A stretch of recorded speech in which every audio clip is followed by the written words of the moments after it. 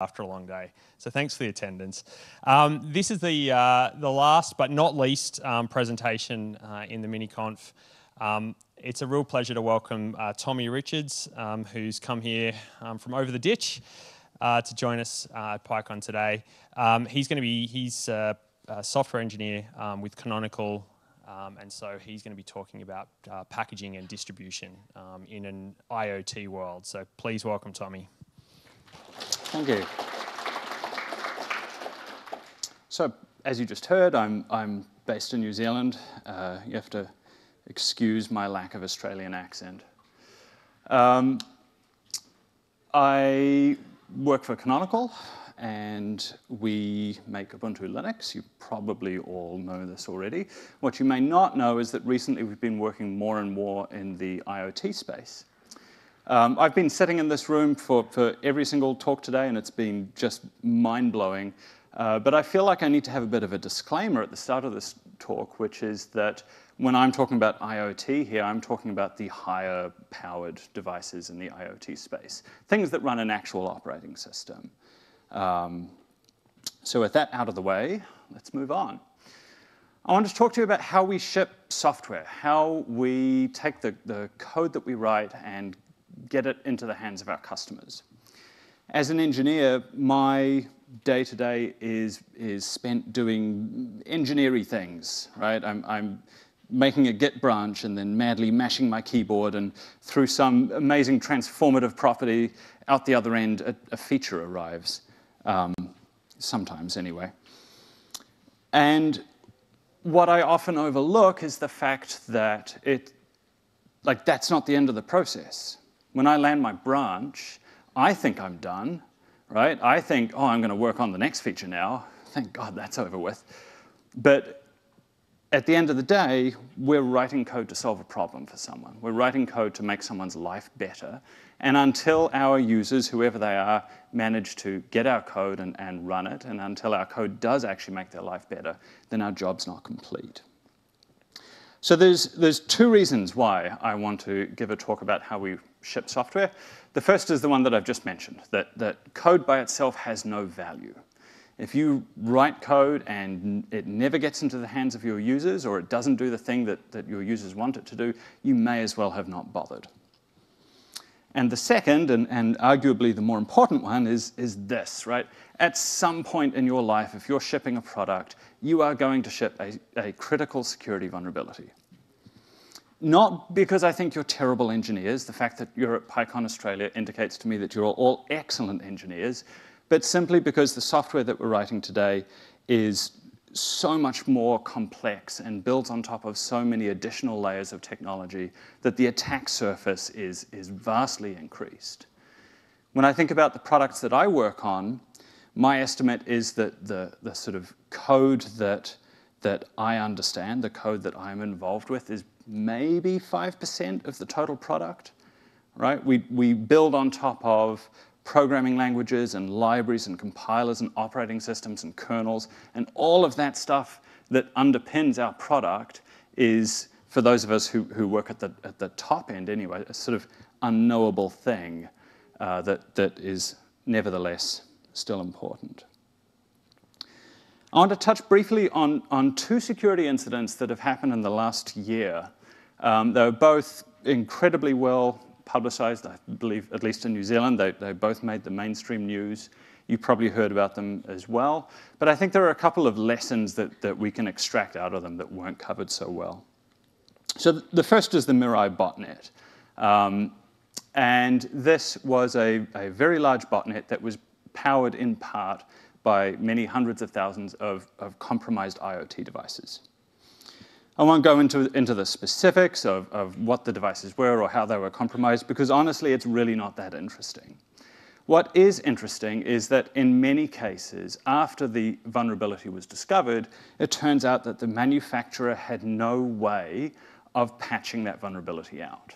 Right? The manufacturer had released a box, had sold it on shelves, people had bought it and put it in their houses, but there was no mechanism to update the firmware on that device.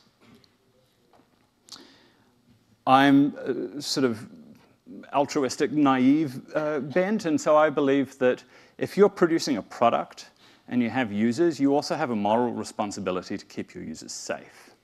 And in this case, many of these manufacturers, in my opinion, had been irresponsible with releasing their product. At the same time, though, I don't want to get sort of too down on them, because it turns out the expertise required to keep a kernel and an operating system up to date and patched securely is actually reasonably hard to find. There are relatively few companies in the world who have done this for a long time and have a good track record of doing it. In the sort of 90s and early 2000s, we saw lots of products come out with a, how can I put this politely, a sort of hacked Linux distribution, right? They would take something, they would vaguely make it work, and ship it out the door. So I think we need to do something better than this. The second security incident that I want to talk about has nothing at all to do with IoT. This is a bit more recent. This is, of course, the WannaCry malware. And the interesting point here is that many of the people who fell victim to this did so weeks after Microsoft had released the patch. So in this case, there is already an update mechanism in place to fix the channel by which the malware was spread, and yet we still see people being infected. It's very easy when you look at this to think, well, if you get infected weeks after the patch is out, clearly it's your problem, right? Like, why didn't you just apply the patch? The thing is, though, it's easy to keep your home computer up to date, right? When the little thing pops up, you click yes, and it's mostly done. When you are an organization like a large hospital or a university and you're managing a fleet of thousands of devices across a campus, all of a sudden that costs you money, right? You need to pay someone to make sure that updates are applied, to make sure that all of your various devices, various different operating system versions are kept up to date. And these are general purpose computing devices where your access to them is incredibly easy and your sort of interface to them is incredibly rich. Clearly, this update model, right, any update model that requires a user to physically go and push a button on the device is not going to work for IoT, right? We cannot expect people to have to, I don't know, plug a keyboard into an IoT microwave and push buttons in order to keep it up to date. We don't have to guess about this, though. I'm going to do something a bit risky. I'm not going to do a live demo, but I'm about to do something that might make me look incredibly stupid. I really hope this goes well. Please, please, please. So I want everyone in the audience to raise their hands if they have in their home like an ADSL router or some sort of equivalent device, right? Some networking device that connects your home network to the internet. At this point, I think everyone should have their hands raised. I now want you to keep your hand raised if and only if you have checked, let's be generous, say in the last 6 months, that device is up to date with its firmware. Wow, some people still have their hands raised. That's amazing. Well done. I think that deserves a round of applause. I really was not expecting that. My sort of vague calculation is it's about 50% of you, which is astounding. It really is. I haven't done it, right? And 50% of you haven't done it. And I suspect some of you who kept your hands raised were maybe bending the truth a wee bit. The reason why I haven't done it is because, honestly, it's hard, right? Like, I have to go to a website, I have to download some firmware, and it turns out that the router that I have isn't supported anymore by the manufacturer, so, I mean, I'm out of options there already. But even if it was, I have to download the firmware, put it on a USB, like, it's difficult. And I'm a technical user. We cannot expect general purpose IoT devices to be updated in this way. We need a better model. So Canonical's been around for a while now. We've been making Ubuntu Linux for over 10 years. We have quite a bit of expertise at building a secure operating system. We know how to patch a kernel. We know how to keep an operating system up to date. We think we can help solve this problem. We'd like to build a suite of technology that other people can use when they're building IoT devices. So we have a few goals here. The first is that we want these things to be secure and up-to-date by default. And default here really means no user action required, right? No USB keys to plug in, no buttons to push. It should just always be up-to-date. The second is that we want this technology to be easy to adopt. We don't want to go to an IoT manufacturer and have this big sales spiel and say, well, we've got this amazing, awesome source, but you're going to have to change your build system, or you're going to have to use this specific programming language, or call this API. The idea is that the people with the idea for the IoT device know how to build their product. We want to sort of wrap around that. We're here at an IoT conference, but of course, almost everything that I'm going to talk about today also applies to desktop, server, cloud, all the other platforms that we work in. So what follows is a bit of a whirlwind tour of some of these specific pieces of technology that we're working on. If I were asked to talk about everything, I'd be here for hours on end, and nobody wants that because it's like the last talk of the day and it's beer o'clock coming up. So I've picked what I think are the most interesting pieces for this audience, but I encourage you to come and talk to me afterwards if this seems interesting and maybe you think there's some bits missing. So the core piece of technology that everything else builds upon is a new packaging format for applications called snaps. Snaps have a few interesting properties. The first is that they are immutable packages. So when you install a snap package, what you're actually doing is you're mounting a read-only file system, which means you can always get a hash of the package when it's installed and it never changes, which gives us some really nice security properties that we can build off of in the future.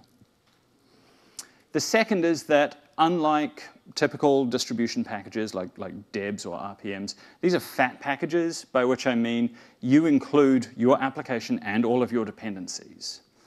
We quite frequently in Ubuntu see bugs opened by people who are shipping software in Ubuntu, and they've got it in the archive and everything's happy, and then one day they wake up and their users are filing bugs saying, hey, your thing's broken, but they haven't done anything, right? They haven't shipped an update, they haven't released any new code, so what's going on?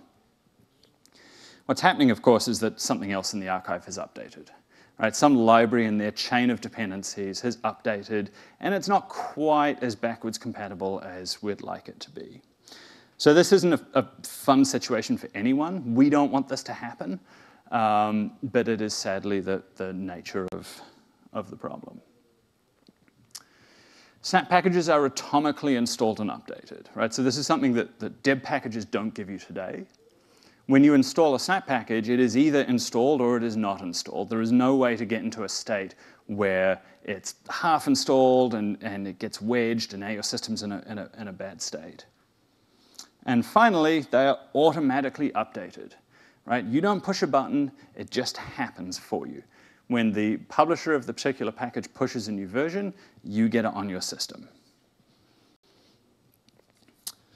Finally, they are ultimately confined, right? We want to run snap packages inside AppArmor confinement so that software can't do things like read your SSH keys or read and write to arbitrary pieces of hardware. I say ultimately because this isn't a hard and fast requirement today. You can do this, it's a good idea to do this, but it's something that you can sort of work your way up to. So if this sounds interesting and you have software and you want to build a snap package, how do you do it? Well, you use a tool that we provide called Snapcraft. Snapcraft takes a single YAML config file, and it looks like this. This is a real file. This is a complete file. I haven't removed anything. This is for a personal project of mine that's kind of bonkers. It's not interesting in itself. The first section here is kind of obvious. The only interesting thing is the confinement tag. The strict value here says that this package, once installed, will be confined by AppArmor. It doesn't get to do things like read files from my home directory, for example. The second section simply defines the executables within this package. This package only has one. And the plugs array enumerates the capabilities that I want this package to have. So in this case, this executable needs to be able to make network connections, so I've specified network and network bind. There are plugs for specific hardware access and access to different parts of the file system, etc. And then the final part is telling Snapcraft how to build this thing, right? Where to get the source. Snapcraft understands Git. I could have given it a branch. I could have given it a tag as well. And the Python 3 part tells Snapcraft, hey, this is a standard Python project. Right? Snapcraft knows how Python projects are built. It understands what setup.py is. It understands what requirements.txt is. So as a developer, I haven't had to change the way I build my software in order to put it inside a Snap package. And the same is obviously true of any other language. If you're building in Rust or Go or C++ or Ruby or whatever, you use the standard tools for that ecosystem, and Snapcraft will understand how to also use those tools in order to build a package. The build command is pretty simple. Clean build will run it in, will do the build inside a container, so we isolate the build environment from your host machine, and then you can install it. And at this point, you're getting some of those benefits of packages. You're getting the atomic installation. You're getting the confinement in this case. But that's kind of boring, right? You have a package on your machine, you can install it, you can get the benefit of it, but sooner or later you're going to want to share that. So you can push it to the store. Store is a repository of snaps, and the store adds a few more additional features that are quite nice. You can have public and private snaps, so if you want to have something that's commercially sensitive or whatever, you can just share it with a few people. You can have free and paid snaps. One of the features that I particularly enjoy for snap packages is we have a thing called channels, which means that when you push a snap, you can say, for example, what the risk associated with that snap is. So you can say, this snap is built from master. It has had no QA done on it whatsoever. It might be horribly broken. Or you can say, this snap is a release candidate. We've done some QA, it's looking good, but it needs a bit more. Or you can say, this is a stable release. Users, when they want to install a snap, nominate the level of risk that they're willing to accept. So on my laptop right here, right now, I have my editor that I use for coding running on a riskier channel than I do some other things. Because I don't mind if my editor is slightly flaky, but I really want the latest features. So that's very useful. Finally, because snaps are large, because they're those fat packages, we do some clever things on the server side so that when you're downloading updates, you're not downloading the full snap again. You just download a binary diff. So that's getting quite nice. There's a few more things we can layer on top of this, though. The first is that if you're using GitHub, we have some infrastructure for automatic builds. So you can go to build.snapcraft.io, you can hook your GitHub project up to this infrastructure, and from then on, every time you push something to your GitHub master branch, we'll rebuild the snap and push it to the store. This opens up a lot of nice opportunities, especially if you want to do things like device fleet testing. If you have a QA lab somewhere that has a variety of devices, you can have them all installing things from the edge channel, and then every time you push something to master in your Git repository, it'll get built, pushed to the store, and the devices will then download that new code. So you can start to build some very powerful, very complex workflows like this. All of this stuff is applicable to both shipping something on a laptop or a server or cloud. The next slide is really about IoT. So at some point, you're going to want to start playing around with some sort of dev board. Might be an Intel Joule or a Raspberry Pi or a whatever.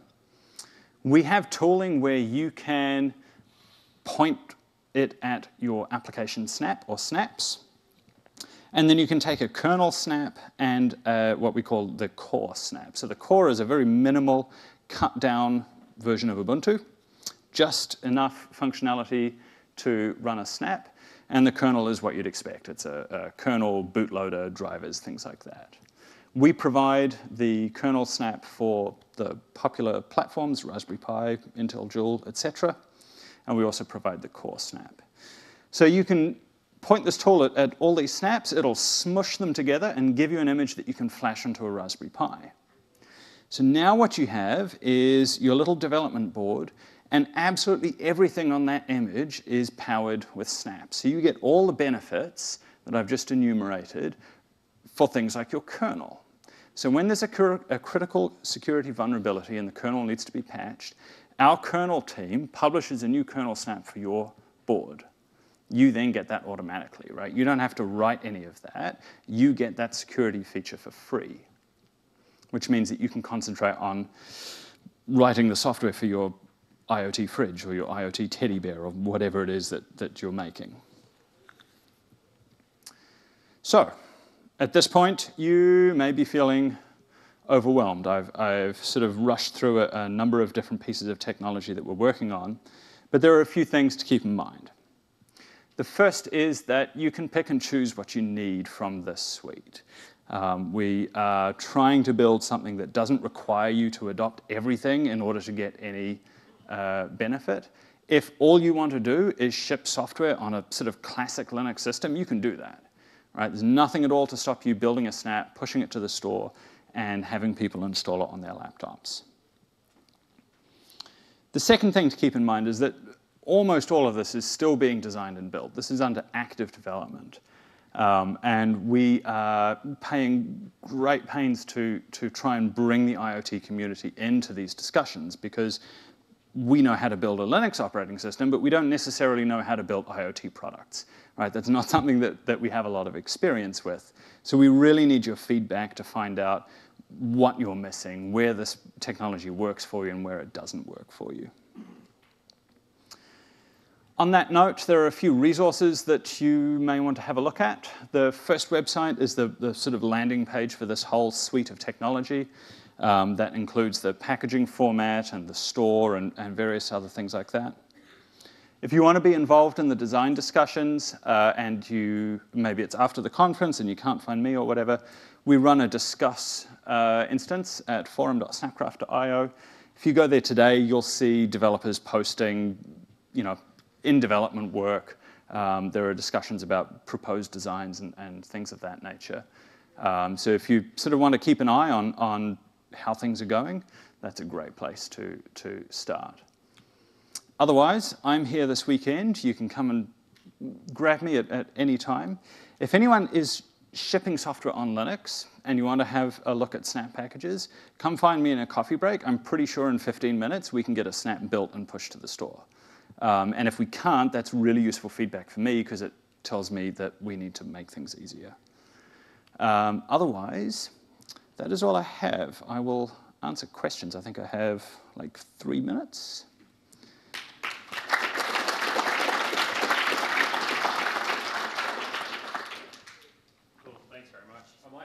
Ask you a question myself, but for some of us, the thought of actually pushing software we've developed through somebody else's store probably strikes me as uncomfortable, given where Linux has kind of been and where it's come from. I mean, what are the opportunities for not having to use the store in order to use the snap format? Sure. So you can take a snap, you can put it on your website for people to download, and then people can download and install it themselves. You do miss out on some of those features. The other thing is that there is work ongoing for a self-hosted store. Yeah. Right? So if you have the infrastructure, like you have an AWS account or whatever, in the near future you will be able to run your own instance of the store. Cool. and point your client devices. So a bit like PyPI, you can actually run your own repo to deploy from. I suspect, though, that like PyPI, not many people do. But yeah. Thanks for the talk. How does Snap compare to Flatpak? And why would I choose Flatpak over Snap? I know that's the wrong way to ask it, but that was an intentional question. So, I mean, because we're not selling products here, right? We're an open source conference. So first of all, I reject the idea that open source means you're not necessarily selling a product. I think you can do both. One of the interesting things is that we have been building snaps with an eye to IoT from the beginning. When we started this project, the determination was that the IoT market wasn't quite there yet. And so we've sort of pivoted in order to make sure that a lot of the technology that we're working on works really well on desktop and server and cloud, because those things are there today and we can provide solutions for that. My understanding of the Flatpak ecosystem is that they don't have the IoT story sorted out nearly as well as we do. Now, I may be wrong. That's the impression that I've had. So I think for an IoT conference, like if you can find a way to build IoT images on top of Flatpak, good luck. So with auto-updating, there comes quite a large risk that your IoT thing stops working because the person doesn't want to support it anymore and pushes out an update that says bricks every light bulb you have. Yes.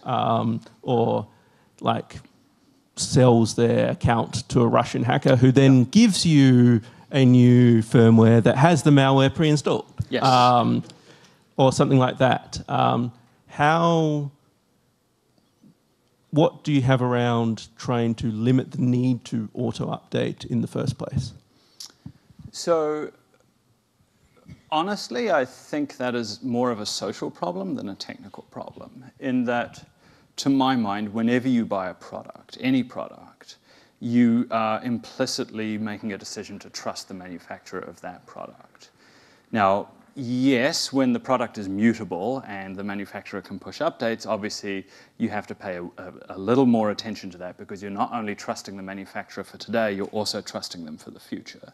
However, I think given the trade-off of, do I want to trust that the manufacturer has got this product perfect today, versus do I want to trust that the manufacturer is not going to push bad firmware in the future? Like I'll take the version that allows for easy updates every time.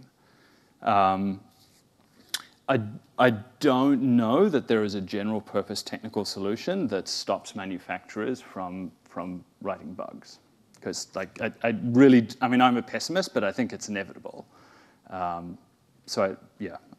think that's a social problem that people need to be more aware of who the manufacturer of their device is and what their track record is. I don't think that's something we can solve with this system.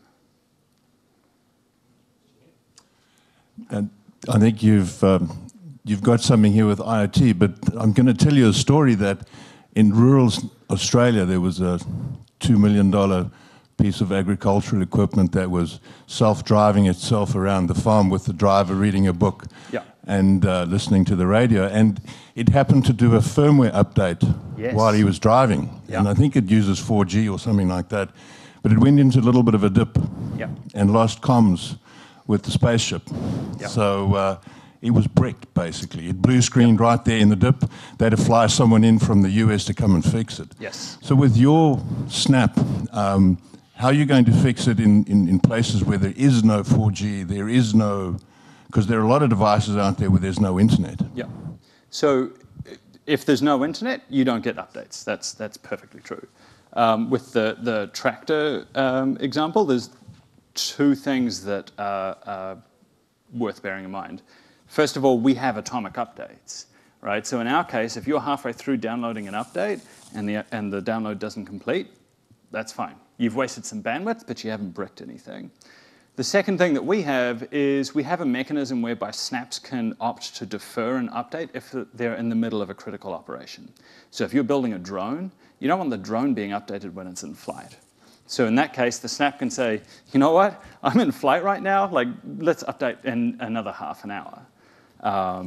So that's another way, if the tractor were running this technology, we could get around that. We'd just defer the update until we weren't in the middle of some critical operation. Great. Look, that's all the time we have. Please thank Thomi again. Thank you. Awesome. Thank you. Look, I'll steal a couple more moments of your time if that's all right. I've just got 2 or 3 little slides to finish up the day. I promise it won't take too much time out of beer o'clock.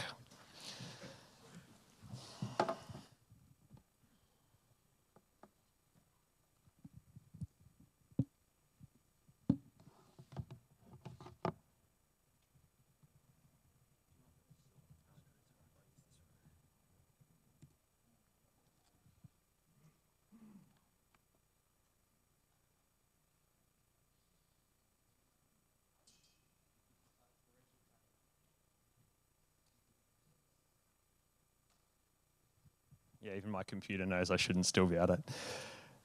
Look, thank you very, very much for attending today. I hope